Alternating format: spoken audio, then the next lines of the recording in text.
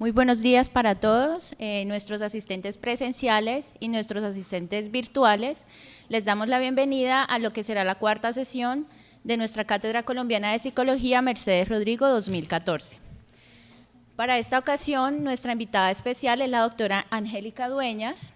Ella es socióloga de la Universidad de Nariño, es magíster en estudios interdisciplinarios del desarrollo de la Universidad del Cauca, con temas de interés en desarrollo regional, urbano, rural, de territorio y desplazamiento.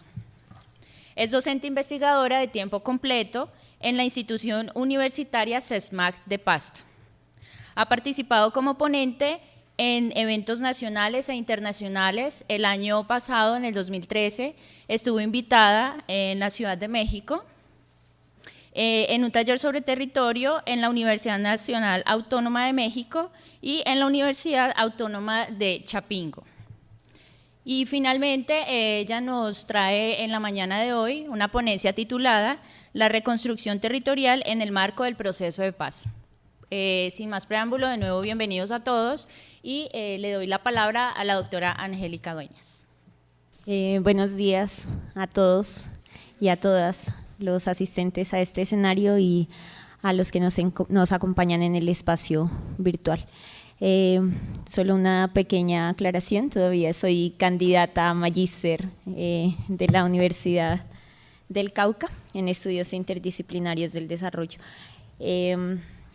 Bueno, quiero agradecer especialmente a la Universidad San Buenaventura por darnos la oportunidad de contar con este espacio de aquellas voces que hemos sido un poco excluidas, un poco marginadas. No, la marginación y la exclusión no solo es en espacios físicos, también el saber, como ustedes saben, está altamente colonizado y centralizado. Entonces es para mí motivo de orgullo decir que desde estas regiones también tenemos muchas cosas que contar, muchas cosas que aportar, así como también hemos aprendido de esos otros escenarios. Bueno, para empezar este espacio de esta conferencia que lo he denominado la reconstrucción territorial en el marco del proceso de paz, quiero comenzar con una reflexión, con una cita de un texto de Gabriel García Márquez, un texto que le mereció el Premio Nobel de Literatura en 100 años de soledad, cuando entonces llega don Apolinar Moscote a esta bella ciudad de Macondo. Entonces le dice: ¿usted escribió este papel?, le preguntó don Apolinar Moscote. Un hombre maduro, tímido, de complexión sanguínea, contestó que sí. ¿Con qué derecho?, volvió a preguntar José Arcadio Buendía. Don Apolinar Moscote buscó un papel en la gaveta de la mesa y se lo mostró. He sido nombrado corregidor de este pueblo. José Arcadio Buendía ni siquiera miró el nombramiento. En este pueblo no mandamos con papeles, dijo sin perder la calma. Y para que lo sepa de una vez, no necesitamos ningún corregidor, porque aquí no hay nada que corregir. Ante la impavidez de don Apolinar Moscote, siempre sin levantar la voz, hizo un pormenorizado recuento de cómo habían fundado la aldea, de cómo se había repartido la tierra, abierto los caminos e introducido las mejoras que les habían ido exigiendo la necesidad, sin haber molestado a gobierno alguno y sin que nadie le molestara. No se dolió de que el gobierno no los hubiera ayudado, al contrario, se alegraba de que hasta entonces los hubieran dejado crecer en paz y esperaba que así los siguieran dejando, porque ellos no habían fundado un pueblo para que el primer advenedizo les fuera a decir lo que debía hacer. Gabriel García Márquez. Bueno, este texto nos hace reflexionar un poco como muchas veces desde aquello que nosotros llamamos la ciencia y las profesiones llegamos a los territorios a decirles cómo organizar y cómo hacer las cosas a las comunidades, ¿no? Como un poco dirigir esos procesos y casi que durante unos unos 4 o 5 siglos que se han callado esas voces, esos saberes y esos conocimientos. Entonces, hacer ese proceso de reconstrucción territorial no solo implica la reconstrucción del espacio físico como tal, sino también implica hacer un proceso y un ejercicio simbólico de reconstrucción cultural, histórico, político, económico y social. Para el desarrollo de este espacio, entonces, les voy a proponer un ejercicio metodológico.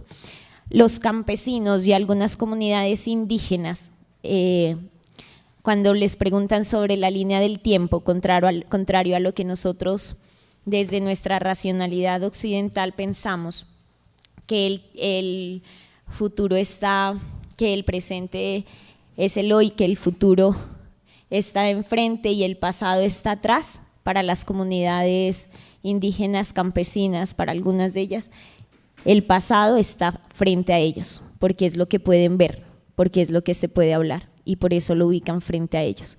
Y el futuro está de espaldas, está hacia atrás, y no porque no lo quieran ver, sino porque es aquello que está por venir.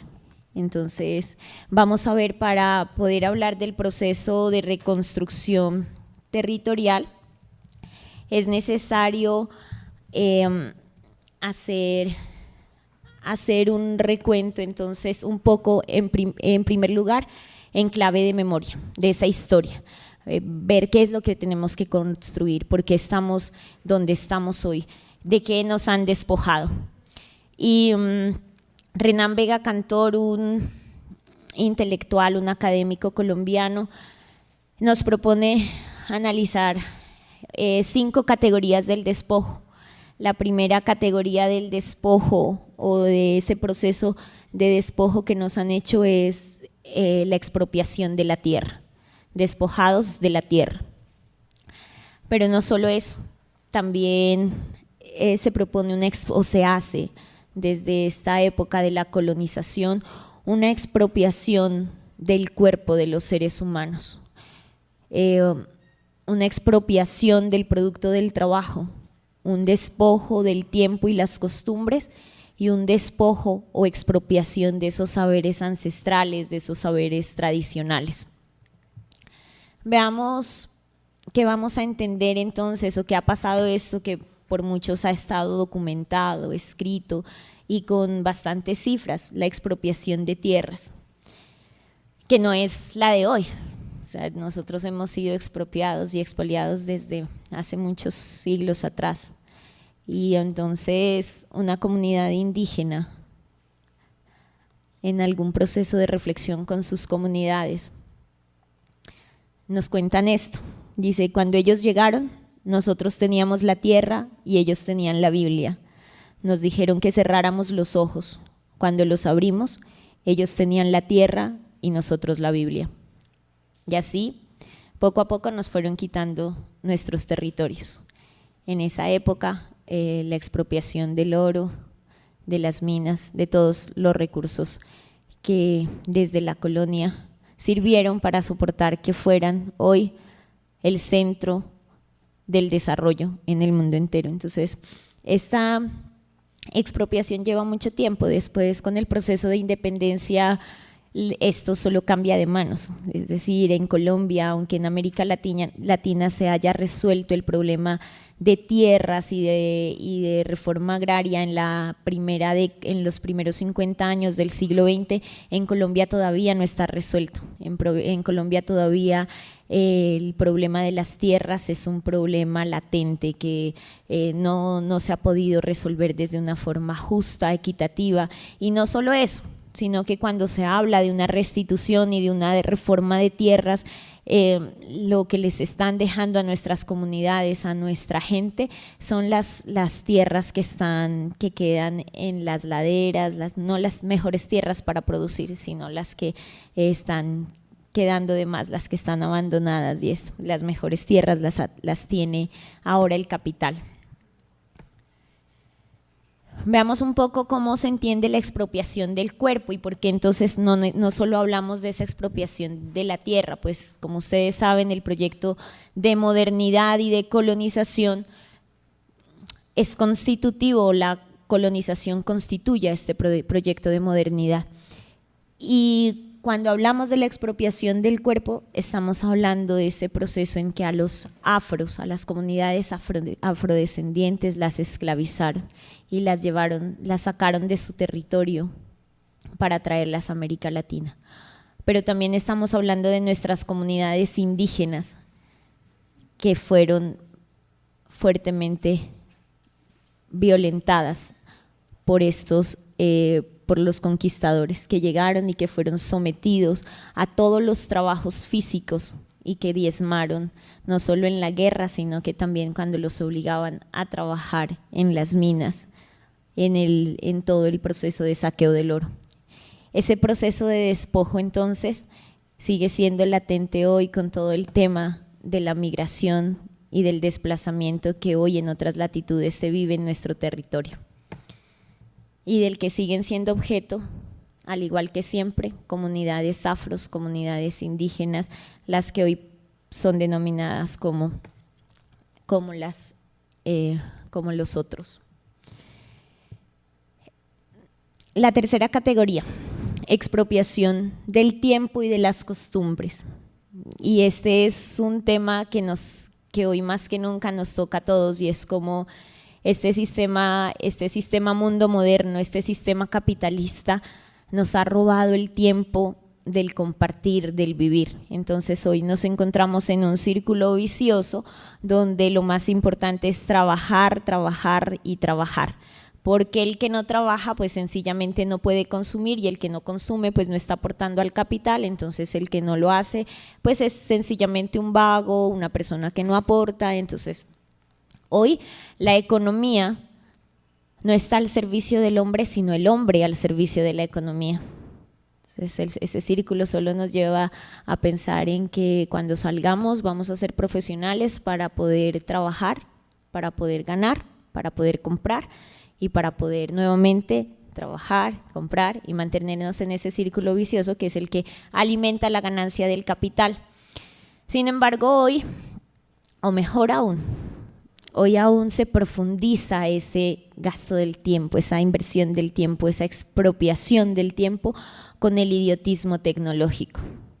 Entonces hay más formas de expropiación, cada vez más individualizados, cada vez más cerrados y cada vez haciéndole un elogio más grande a la tecnología. Quiero leerles a propósito de esto un párrafo de Renan Vega. Dice: la historia los avances técnicos son todo lo que se quiera menos neutrales, porque la adopción de cierta tecnología implica situarse en una determinada perspectiva que influye en la manera misma como se impone el diseño tecnológico, el cual además tiene efectos contrapuestos en la medida en que siempre hay ganadores y perdedores. Adicionalmente, en el capitalismo, la tecnología se ha convertido en parte de la ideología de la dominación, de la sumisión y de la pasividad, y en un instrumento usado para limitar aún más la libertad de la gente. No por casualidad, el elemento central en la concepción dominante de progreso es el de la tecnología, a la que ha quedado reducido el mejoramiento, en muchos casos aparente, en las condiciones de vida de la población, dejando de lado la misma idea de progreso moral. Este párrafo ilustra muy bien entonces lo que hoy hace la tecnología con nosotros y lo que hoy desde las universidades se privilegia. Entonces, se privilegia más la ciencia y la tecnología y se sigue dejando por lado si esto es cómodo o no es, o si está sirviendo o no está sirviendo para la sociedad o qué beneficio está dejando a cada uno de nosotros.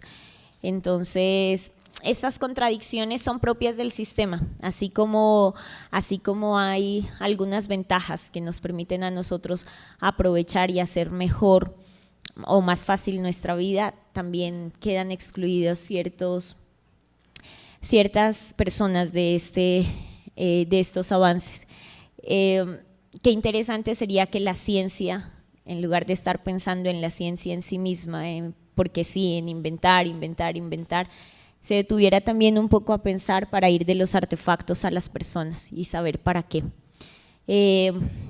Algunas veces ustedes se han preguntado el por qué cada vez los zapatos, y sobre todo los zapatos de las mujeres en su taco, cambian de forma, y que hoy están mucho más altos, en la otra están de moda zapatos bajitos o cuadrados o redondos, en fin, no es por la comodidad de las mujeres, no es porque esos zapatos se hagan más fácil caminar, sino porque simplemente es como nosotros aportamos al capital, como estamos dinamizando esta lógica del capital.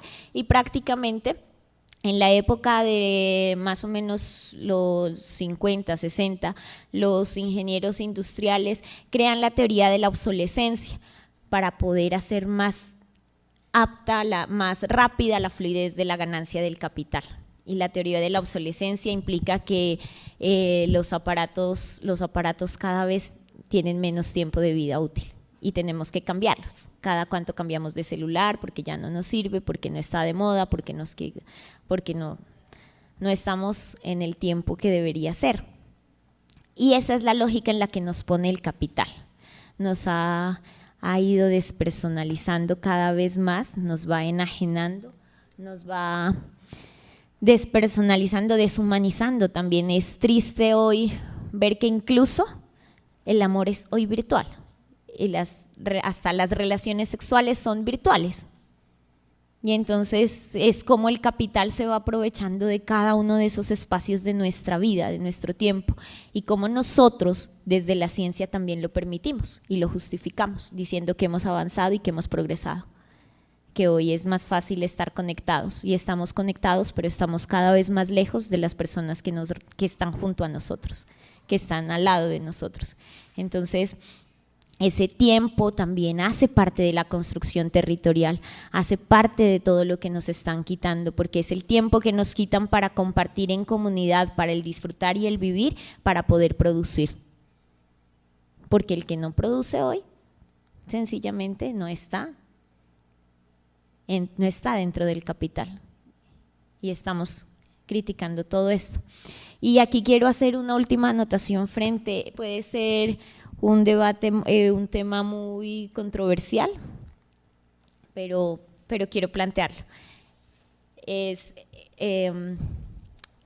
cómo desde ciencias como la sociología, la antropología, la psicología, en esta época en que se consolidan, se empieza también a crear un discurso para la dominación, para sostener esta lógica. Y entonces se plantea que el ingreso de la mujer al trabajo es una conquista de los derechos de la mujer, y puede ser, pero también veámoslo desde otro punto de vista en el que lo dejo sentado en la mesa para que lo discutamos, y es como estos estudios demuestran también que las mujeres son las que más consumen o las que más consumimos, y que en el momento en que la economía del hogar era manejada por la mujer y era el hombre el que trabajaba por fuera del hogar y le entregaba el dinero a la mujer pues organizaba la economía de tal forma que le alcanzara para todo, y por ahí con unos ahorritos al final de mes o al año podía comprar algunas cosas. Entonces, esa mano invisible que hay por ahí en ese sistema capitalista lo que hace después de esos estudios es decir, bueno, ¿cómo es posible que la persona que más consume no tiene dinero? Bueno, entonces entramos al mundo del trabajo. Sí, lógico, es parte de una conquista de nuestros derechos, pero bueno, también veamos cómo eso también ha facilitado la lógica de acumulación del capital.